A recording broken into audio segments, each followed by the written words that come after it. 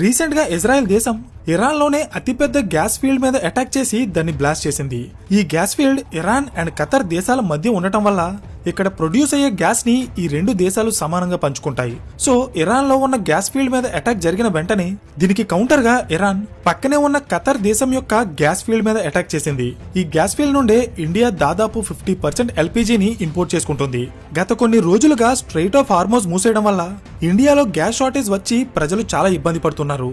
అయితే గ్యాస్ యొక్క ట్రాన్స్పోర్టేషన్ ఆగిపోతేనే ఇండియాలో సిచ్యువేషన్ ఎలా ఉంటే ఇప్పుడు ఏకంగా గ్యాస్ ని ప్రొడ్యూస్ చేసే రిజర్వ్స్ మీదే ఇరాన్ అటాక్ చేసి బ్లాస్ట్ చేసింది.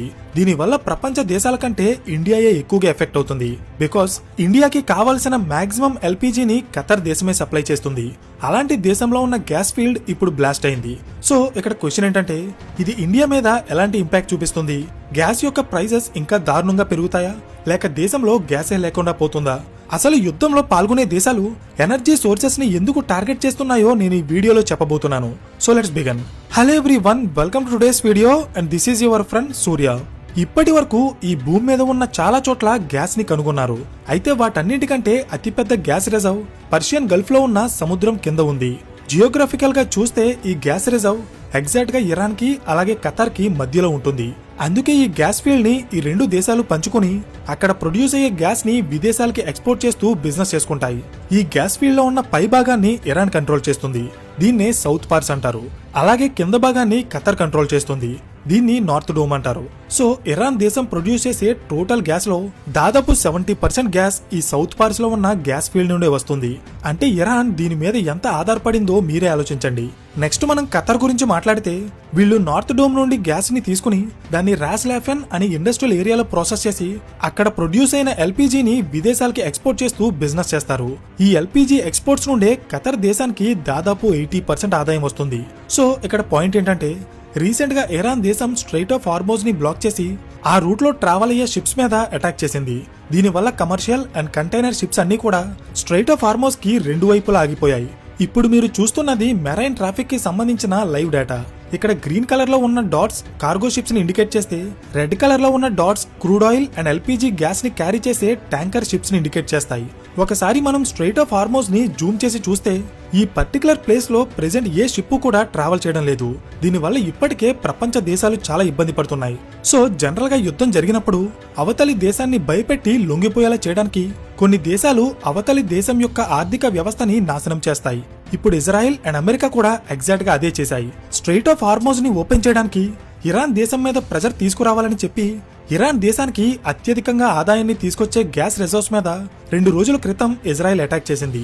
దీనికి కౌంటర్ ఇస్తూ ఇరాన్ ఆపోజిట్ సైడ్ లో ఉన్న ఖతర్ గ్యాస్ రిజర్వ్స్ మీద అటాక్ చేసింది. ఇరాన్ మీద ప్రెషర్ తీసుకురావాలని వాళ్ళ గ్యాస్ ఫీల్డ్ మీద అటాక్ చేస్తే ఇరాన్ ప్రపంచం మొత్తం మీద ప్రెషర్ తీసుకురావడానికి పక్కనే ఉన్న రాస్ లాఫెన్ అనే గ్యాస్ ఫెసిలిటీ మీద అటాక్ చేసి దాన్ని డ్యామేజ్ చేసింది.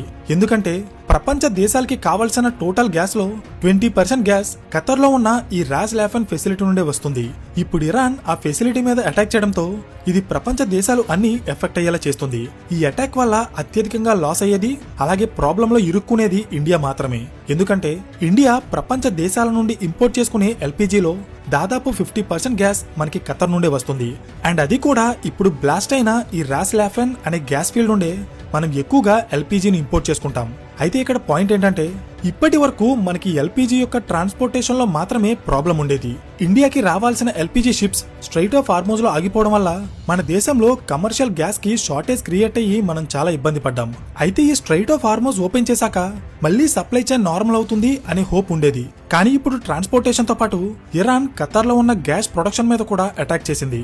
దీనివల్ల ఖతర్ దేశంలో ఉన్న టోటల్ ఎల్పీజీ కెపాసిటీలో దాదాపు 17% డ్యామేజ్ అయింది. ఈ డ్యామేజ్ ని రిపేర్ చేయాలంటే దాదాపు 3 to 5 years టైం పడుతుంది.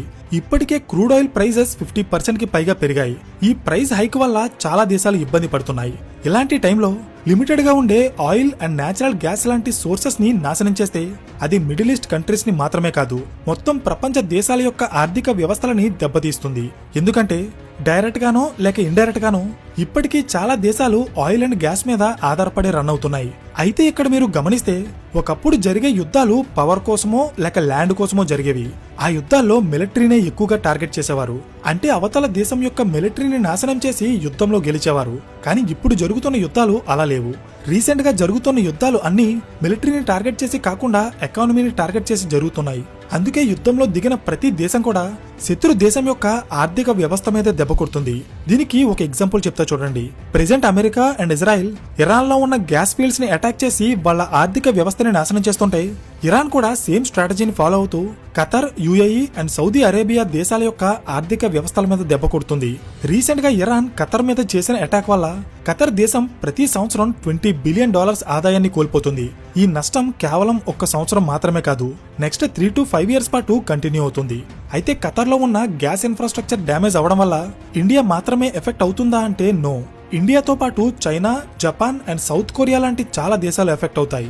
గత కొన్ని సంవత్సరాలుగా రష్యాకి అలాగే యుక్రెయిన్ కి మధ్య యుద్ధం జరుగుతుంది. సో ఈ వార్ వల్ల యూరోపియన్ కంట్రీస్ వాళ్ళకి కావలసిన ఎల్పీజీని రష్యా నుండి కాకుండా ఖతర్ నుండి ఇంపోర్ట్ చేసుకోవడం స్టార్ట్ చేశాయి. కానీ ఇప్పుడు ఖతర్ నుండి కూడా వాళ్ళకి గ్యాస్ రాకపోతే అప్పుడు యూరోపియన్ కంట్రీస్ చాలా నష్టపోతాయి. అయితే యుద్ధం వల్ల అన్ని దేశాలకి నష్టం మాత్రమే రాదు, కొన్ని దేశాలకి లాభం కూడా వస్తుంది. Like America, Australia and Russia. ఎలాగో చెప్తా చూడండి. ప్రపంచ దేశాలకి కావాల్సిన ఎల్పీజీ గ్యాస్ ని ఎక్కువగా ఖతర్ దేశమే ప్రొడ్యూస్ చేస్తుంది. ఖతర్ తర్వాత ఈ 3 దేశాల దగ్గరే అత్యధికంగా ఎల్పీజీ రిజర్వ్స్ ఉన్నాయి. సో ఖతర్ లో ఉన్న గ్యాస్ ప్రొడక్షన్ మీద దెబ్బ పడితే అది అమెరికాలో ఉన్న గ్యాస్ కి డిమాండ్ పెరిగేలా చేస్తుంది. దీనివల్ల అల్టిమేట్ గా అమెరికాకే ఎక్కువ లాభం చేకూరుతుంది. అంతేకాదు రీసెంట్ గా China and India American government పెట్టే కండిషన్స్ కి కానీ ట్రంప్ వేసే టారిఫ్స్ ని కానీ లెక్క చేయడం లేదు. ఇలాంటి టైంలో ఈ 2 దేశాలని కంట్రోల్ చేయడానికి అమెరికాకి ఇది ఒక మంచి ఛాన్స్. ఎందుకంటే ప్రపంచంలోనే అత్యధికంగా గ్యాస్ ని ఇంపోర్ట్ చేసుకునే దేశాల్లో China and India top position లో ఉన్నాయి. ఇప్పుడు ఈ దేశాల యొక్క గ్యాస్ ఇంపోర్ట్స్ మీద గట్టి దెబ్బ పడింది. సో ఈ అవకాశాన్ని అమెరికా ఖచ్చితంగా క్యాష్ చేసుకుంటుంది. ట్రంప్ ఎప్పుడూ కూడా అమెరికాని ఒక డామినెంట్ కంట్రీగా మార్చాలి, అలాగే డాలర్ వాల్యూని పెంచి ఏ దేశం యొక్క కరెన్సీ కూడా డాలర్ కి పోటీగా రాకూడదనుకుంటారు. ఇది ఎందుకు చెప్తున్నానంటే మిడిల్ ఈస్ట్ కంట్రీస్ లో యుద్ధాలు జరిగినప్పుడు క్రూడ్ ఆయిల్ క్రైసిస్ వస్తుంది. క్రూడ్ ఆయిల్ క్రైసిస్ వస్తే ఆయిల్ యొక్క ప్రైసెస్ పెరుగుతాయి. ప్రైస్ పెరిగినప్పుడు ఆయిల్ ని ఇంపోర్ట్ చేసుకునే దేశాలు ఇంతకు ముందుతో పోలిస్తే ఇప్పుడు ఇంకా ఎక్కువ డబ్బు ఖర్చు పెట్టి ఆయిల్ ని ఇంపోర్ట్ చేసుకుంటాయి. అలా ఖర్చు పెట్టాలంటే వాళ్ళందరికీ అమెరికన్ డాలర్స్ కావాలి. బికాస్ ఇంటర్నేషనల్ పేమెంట్స్ అన్ని చాలా వరకు అమెరికన్ డాలర్స్ లోనే జరుగుతాయి. అప్పుడు అమెరికన్ డాలర్ కి డిమాండ్ పెరిగి అది ఇంకా స్ట్రాంగ్ అవుతుంది. సింపుల్ గా చెప్పాలంటే మిడిల్ ఈస్ట్ లో యుద్ధాలు జరగడం వల్ల అమెరికాకి ట్రేడ్ పాయింట్ ఆఫ్ వ్యూలోనూ అలాగే కరెన్సీ పాయింట్ ఆఫ్ వ్యూలోనూ కూడా లాభమే జరుగుతుంది. అర్థమైందా? అందుకే అమెరికన్ గవర్నమెంట్ వాళ్ళ ఎకానమీ స్లో అయిన ప్రతిసారి వాళ్ళు ఒక గేమ్ ప్లే చేసి అల్టిమేట్ గా వాళ్ళ దేశానికి లాభం కలిగేలా చూసుకుంటారు. కానీ దీనివల్ల చాలా దేశాలు నష్టపోతాయి. ముఖ్యంగా ఇంపోర్ట్స్ మీదే ఎక్కువగా ఆధారపడే దేశాలు ఎక్కువగా నష్టపోతాయి. దీనికి నేను మరొక ఎగ్జాంపుల్ చెప్తా చూడండి. గత కొన్ని రోజులుగా ఇండియన్ రూపీ యొక్క వాల్యూ చాలా దారుణంగా పడిపోతుంది. ఈ వీడియో రికార్డ్ చేసే టైంకి $1 = 93.6 రూపీస్ కి చేరింది. ఇలా రూపాయి యొక్క వాల్యూ రోజు రోజుకి దిగజారిపోవడానికి ఇరాన్ అలాగే ఇజ్రాయెల్ మధ్య జరుగుతున్న ఈ యుద్ధం కూడా ఒక మెయిన్ రీజన్. ఎందుకంటే క్రూడ్ ఆయిల్ ప్రైజెస్ పెరిగితే అప్పుడు ఇండియా ఎక్స్పోర్ట్స్ నుండి సంపాదించే డబ్బు కంటే ఇంపోర్ట్ చేసుకున్న వస్తువులకే ఎక్కువ డబ్బు కట్టాల్సి వస్తుంది. దీన్నే ట్రేడ్ డెఫిసిట్ అంటారు. అంటే ఎక్స్పోర్ట్స్ కంటే ఇంపోర్ట్స్ మీదే ఎక్కువ డబ్బు స్పెండ్ చేయడం అన్నమాట. దీనివల్ల డాలర్ కి డిమాండ్ పెరిగి రూపీ యొక్క వాల్యూ పడిపోతుంది. మరోవైపు ఈ యుద్ధం వల్ల foreign investors Indian stock market నుండి వాళ్ళ డబ్బుని తీసేస్తున్నారు.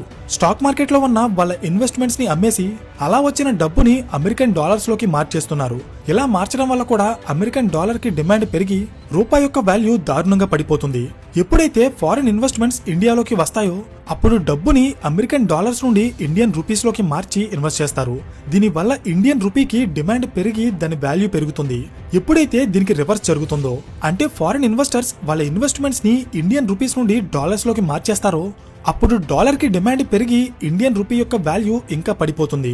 ఇక్కడ మీరు గమనిస్తే crude oil prices, foreign investor selling, trade deficit and geopolitical tensions ఇవన్నీ కలిసి గత కొన్ని రోజులుగా ఇండియన్ రూపీ యొక్క వాల్యూ దారుణంగా పడిపోయేలా చేశాయి. కానీ మరోవైపు ఈ యుద్ధాల వల్ల అమెరికన్ ఎకానమీ చాలా లాభపడుతుంది అండ్ డాలర్ కూడా రోజు రోజుకి స్ట్రాంగ్ గా మారుతుంది.